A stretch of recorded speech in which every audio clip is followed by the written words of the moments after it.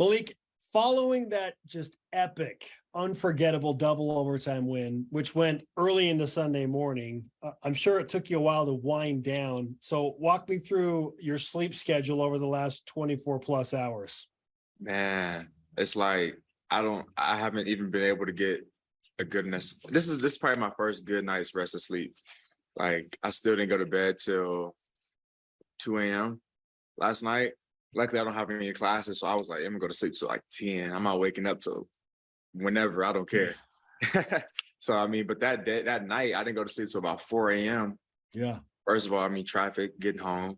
And you get home and you're like so sore. You lay down in bed. It's just nothing that you can really do for it. So I don't know. Yeah, without question, super physical game that requires some extra sleep and certainly some added attention from the training staff. So for you, who yourself, again, flying around, making a lot of hits, what was your recovery process like to get right for Oregon week? Yeah, so I mean, there's treatment Sunday. So right after the game, you wake up in the morning, treatments around middle of the day, 1 o'clock, 2 o'clock. Go in there, get your hot tubbing in, get your stretching in, whatever it is that you need done that day, you go in there and do it Sunday. So that Monday, you're back, you're ready to go. You're ready to go for practice. But even before practice, you want to wake up early in the morning, get your classes done, and spend a few hours, or I spend a few hours, before practice to get my body right. I'll get a lot of deep tissue rubs in, a lot of releases on my muscles. I don't do feel-good massages, no feel-good massages, deep tissue massages, so they hurt. But, that's always a routine, for me at least. You were one of the first people in terms of players that I saw on the field after the final play of the game. And I jokingly asked you, hey, are you tired or something? You're like, yeah, I'm tired. Fans are storming around you. It's chaos. How long did it take you to find your way safely off the field into the locker room? I couldn't. Like, they started lifting me up. I'm over here standing, I'm trying to celebrate, and all I see is a swarm of kids running towards me, or running towards the field in general. And then all of a sudden, I'm in the middle, getting hit in the head a couple hundred more times. I feel my feet coming off the ground. I'm like, oh, okay, I guess we're doing it. And I'm up in the crowd surfing. Then they put me back down. Now I'm just trying to make my way through. Luckily, I got the pads on, so everybody's, a little farther away. But it was definitely hard. And I'm like, everybody's storming the field. I'm thinking it's a Utah game. Again, I'm going to go see my mom, my dad, and my sisters and stuff. But they started going back into the stands. So I'm like, all right, what am I going to have to do? So it took a good 30 minutes probably to get back to the locker room. And then even if I did get back to the locker room, half the team wasn't even in there. So I'm like, okay, well, let me go back outside, talk to my mom real quick. Then by then I was gone. Wild experience, but an unforgettable win for sure. Again, you were involved in that last play. You see that ball go up. Walking through the defensive scheme and your perspective on that final play as Baylor was trying to score and extend this game. Mm-hmm.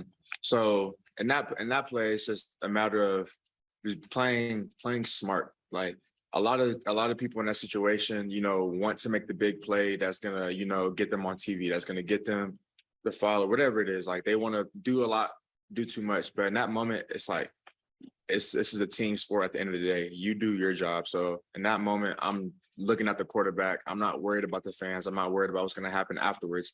I don't really care at that point, So I'm worried about where that quarterback's going to throw the ball to.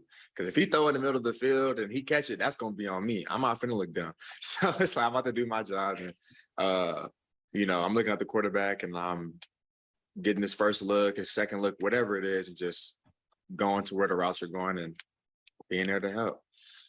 So many layers to that win for BYU, and I've been talking offline with a number of people around BYU broadcasting and BYU TV about what that type of win will mean for this BYU team, because things didn't just go smooth, and I mean it was a rocky road to get to the ultimate victory finish, but you found a way to do that, and so.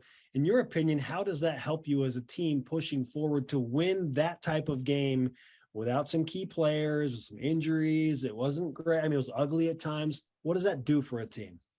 I think it just builds confidence, It goes to show, we can win these games with whoever is on the field, because we all have the same agenda on this team. We all want to win games. We all want to, we all want to help our families out. You know what I mean? So this is really every game is a business trip. Every game is we're locked in. Everyone's paying attention. We're disciplined, and I think that game like that really shows how special this team is and how hungry this team is, to be honest. So that game is definitely a confidence booster for all of us. Undoubtedly, Jake, to his credit, has been so good making a lot of clutch field goals in his career. Wasn't his night, but you got to go out there and keep playing because those kicks don't go in. So how are you handling that mentally to try and stay in the moment and not let the frustration of something you can't control get you down? Because it's super easy to fall into that mode. So what were you doing? What I did, actually, it was kind of funny because before the game even started, I looked up to find, my parents and my mom and stuff. And when that happened, a lot of the times you want to get in those modes. You know what I mean? You put the hammer on the nail. It's like you can only control what you can control. So what am I to get mad at, Jake for missing those kicks? Because that touchdown was dang near on me. I lost my eyes in the tight end score. So we all make mistakes in football, and kicking is not hard whatsoever. So I looked up at my mom and I saw her face, and I'm just like, yeah, this is what I'm doing it for. I'm praying to God, like, hey, let's get this dub. Let's do what we got to do. So that's my whole focus was just on staying focused and looking at those things that I'm doing it for and why, my why. So that's what pushed me to keep, going throughout that game. Now BYU football's 2-0. You're ranked number 12 in the country. I know you guys are trying not to pay attention to those things, but whether you like it or not, those things resonate with the fans and they resonate with college football. And that's why, we have shows to talk about it, including ours. But you got Oregon and you go up there and it's just like, man, we just got through Baylor. Now you got to turn around, you got to play another top 25 team, but this time on the road. So how do you make that transition mentally from the high of a win against Baylor to, okay, now it's all about Oregon? Yeah. That transition is for us, I think it's really easy because Kalani preaches that to us. Like we're not looking at the outside noises. We are focused on what we have going on. Like last year we had all these NIL deals coming up and everything. And it was like, we're not worried about the Built Bar. We're not worried about this. We're worried about us in these games. So that transition was cool. We all celebrated that night. Or, during that game, everybody went home and we was all sleeping. Like we have group chats and everybody's like, all right, go to bed. Like, it's a fun game. Let's act like we've been here before. So let's get it going next week. And next week is just another business trip. It's on the road and now it's a day game. So our focus is going to be even more, lasered in this week than what it was before. We don't have time in the hotel to chill out and think about stuff.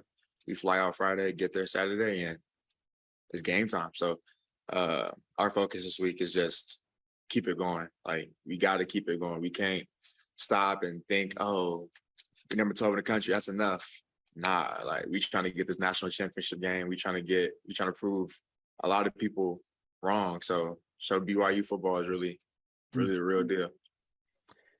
You bring up a great point because it is a day game and it's on the road. How does your schedule shift to accommodate for preparing for a day game after playing such a late night the week previous? I think our schedule's, I'm not sure. Our schedule's pretty much going to be the same.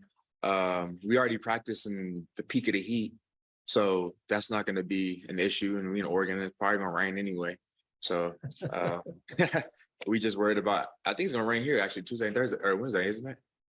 I don't know. I look at weather. Yeah, the rain's in the schedule. Hey, I don't know. We preparing for everything. So we already practicing the peak of the heat, like I said, and our workout's going to still be the same. We're going to keep this discipline, keep the same schedule. Our discipline is going to get even more sharper. Our focus is going to get sharper. So it's not really weather expert and meteorologist Malik Moore is with us on BYU Sports Nation. Yes, sir. You call it for rain in Oregon? Hey, whatever. Coming live from BYU Sports Nation, baby. What do you know about Oregon at this point, Malik? I know it's early in the week, but what do you know about the Ducks and their offense and what they're going to try and do?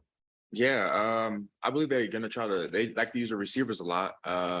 Usually they run the ball, try to run the ball a lot, but I think that they'll probably do some of that and a lot more passing that Baylor didn't do. So I think we're gonna have to be more cognizant on the pass game, and still stay stout on the run game. So I think that's a big thing. And I don't know, I'm excited to see what jerseys they pull out, to be honest. Yeah. Okay. And that's always a thing. And you've got your own uniform combos. We learned today that you're in the all whites, but with royal trim and the royal helmets. How are you feeling about the uniform combination for BYU this week? It's cool. I like the royal helmet. It fit my head nice.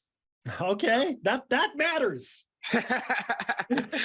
Exactly. So I mean, I'm cool everywhere. As long as my helmet fits good and my shoulder pads is tight, I can hit somebody. That's all I care about. You know what I mean? Hey, So hey, I like our uniforms, but I mean, Oregon, let me see some fresh stuff real quick. I'm gonna see something. that matters for sure. Malik, when you prepare for a team, like you said, you're expecting to be, obviously more pass heavy. Do you prefer that, playing the position that you do in the secondary? Of course, I'm trying to give me a pick. You know what I mean? But I got picks last year. This year, I'm just going with the flow. If a pick comes my way, it comes my way. I'm just gonna do my job at the end of the day, and I'm gonna stick to doing what I do best. So, this is definitely a DB's dream. Go against a team that likes to throw that ball, because you get the test. You get a test. You know what I mean? You get to test yourself to see where you're at. And then there's opportunities for big plays and a lot of turnovers. And that might be the key to this game is, whoever can get more turnovers. So we'll see. Yeah, no question.